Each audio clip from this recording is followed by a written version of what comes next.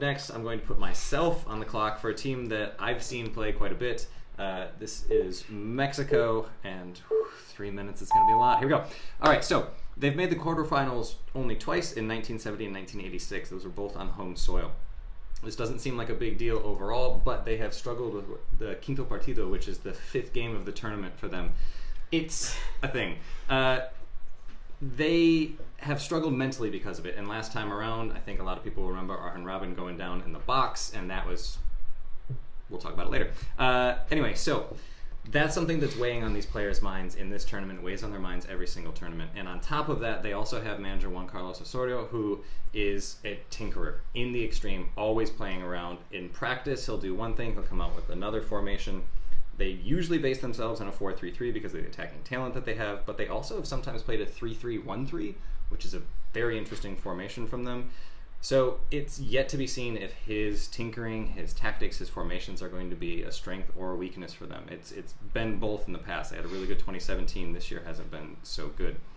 They are unquestionably going to play attacking. Juan Carlos Osorio came out and said, I think the more that you try to defend, the more you invite in the opposition to get on top of you. So he is going to come at Korea, especially because Mexico has Germany in their first game, so they're going to be looking at this as 3 points.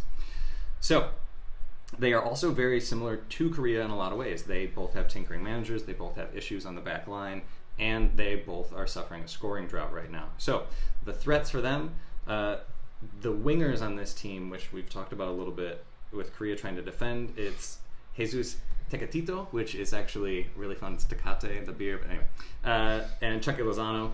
They're both over in Europe right now. They've both made that transition pretty well. Lozano a little bit better. But they both won at international levels before. Chucky Lozano is, I personally think he's well primed to be one of the breakout stars of this World Cup. He made the move to PSV in the Dutch league, won there, scored 19 goals and had 11 assists in his first season over there. Really, truly a talent to watch out for. And also Chicharito is going to be up top. Everybody's familiar with him. They're going to be really trying to attack with that speed, and if those guys don't work out, they also have Carlos Vela or Gio dos Santos that can go up there and play on the wings maybe as inverted wingers. 35 seconds. Oh, all right. Those are some of the players to watch.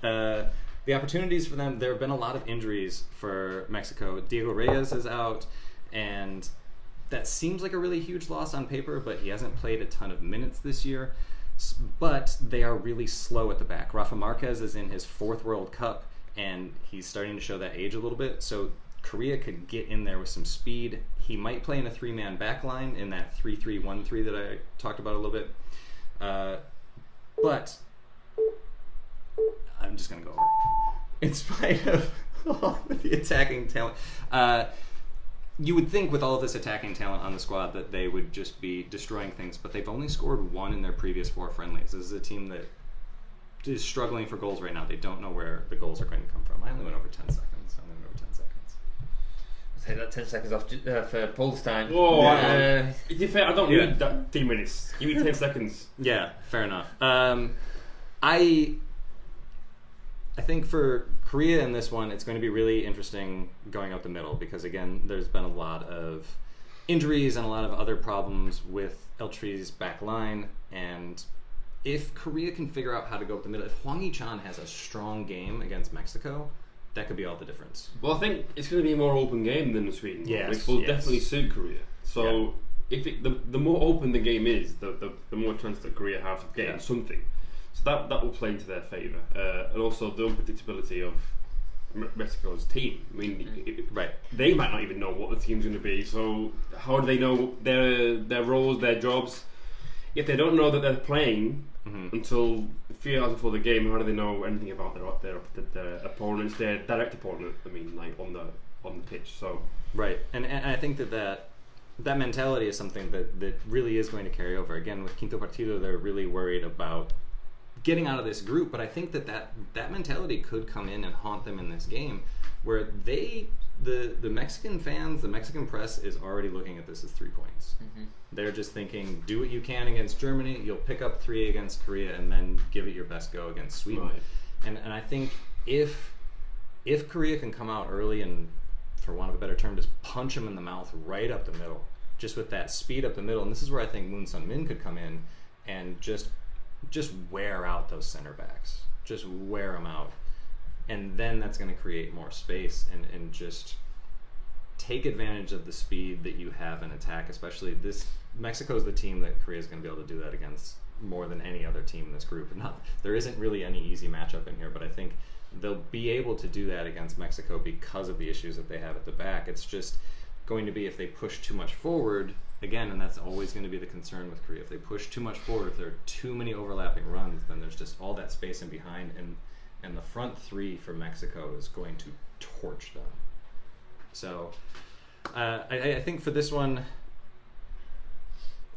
you almost want to say you can't do a 3-man backline against them. So it would be too open the game to play 3-man in the back. Yeah, I think a more traditional 4-3-3 could work for this one, and it wouldn't be a good opportunity to have more of a target man like Kim Shin-wook starting up there, but a front three would be great if Hwang Hee-chan could handle it in the center, put Sun out on the wing where he should be, and there are so many players on this squad that could play out on the right wing.